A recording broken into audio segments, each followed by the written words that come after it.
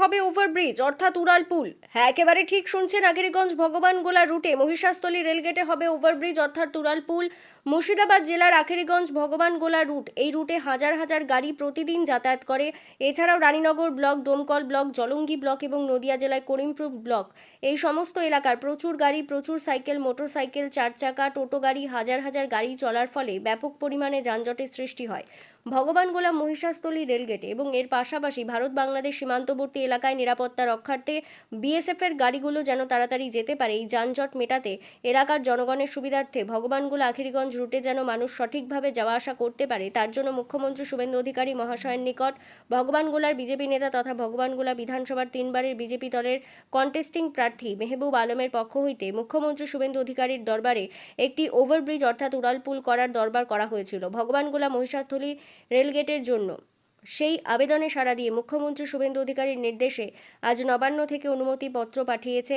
Bhagwangola মহিষাস্থলী রেলগেটে overbridge উড়ালপুল হবে, তার জন্য প্রথম পর্যায়ে সার্ভে করলেন ভগবানগোলা গ্রাম পঞ্চায়েতের এক আধিকারিক এবং এছাড়া উপস্থিত ছিলেন ভগবানগোলার বিজেপি নেতা তথা ভগবানগোলা বিধানসভা কেন্দ্রের 3বারের বিজেপি দলের কন্টেস্টিং ক্যান্ডিডেট মেহবুব আলম, ভগবানগোলা এলাকার বিশিষ্ট সমাজসেবী তথা বিজেপির দীর্ঘদিনের নেতা অসিত পাণ্ডে, রমজান আলী, রেজওয়ানুল হক, অমর ঘোষ, আহসান আলী, এছাড়াও অন্যান্য বিজেপির নেতাকর্মীগণ ও স্থানীয় এলাকার সাধারণ মানুষজন উপস্থিত ছিলেন। ভগবানগোলায় রেলগেটের ওপর দিয়ে ওভারব্রিজের প্রথম পর্যায়ে সার্ভে হওয়ায় খুশি হাওয়াই এলাকাবাসীর মধ্যে। এ বিষয়ে সাংবাদিকদের সামনে কি বলছেন তারা শোনাবো আপনাদের। ভিডিওটি যারা দেখছেন ভিডিওটি শেয়ার করবেন, চ্যানেলটি লাইক করবেন আর সাবস্ক্রাইব করবেন। আই লাভ মাই ইন্ডিয়া, মেরা ভারত মহান। ভগবানগোলা থেকে আজমুদ্দিন শেখের রিপোর্ট, আখেরিগঞ্জ নিউজ। কিসের সার্ভে হচ্ছিল আপনাদের আজকে এখানে?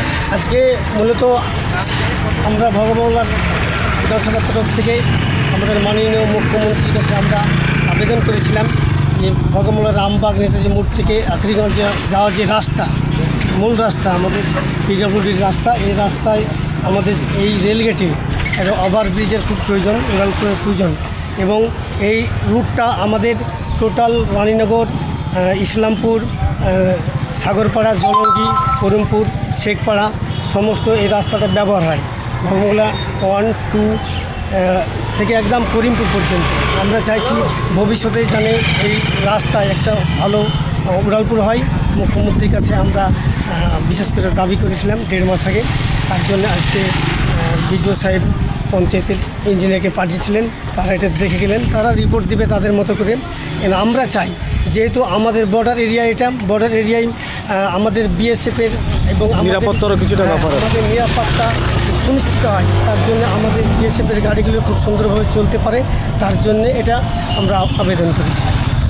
কবে আবেদনটা করেছিলেন? আবেদন আমরা গত 8 জুন করেছিলাম। আজকে হচ্ছে আমাদের 30 তারিখ।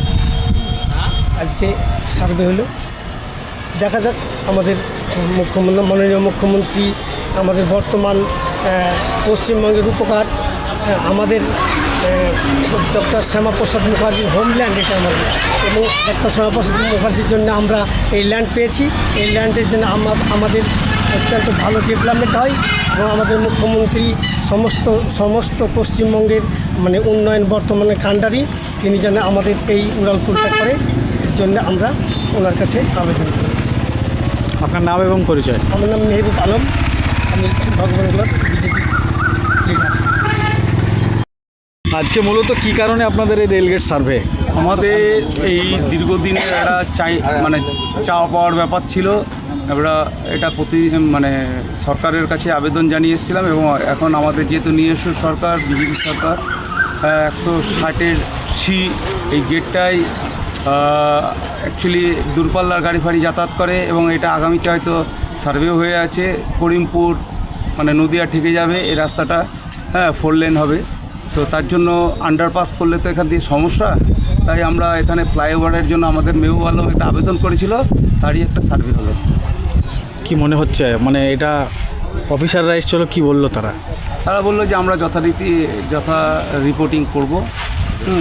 আপনারা বিডিও সাহেবের সঙ্গে কথা বলুন এবং আপনাদের ওপর লেভেলের সঙ্গে কথা বলুন, আশা করি হয়ে যাবে।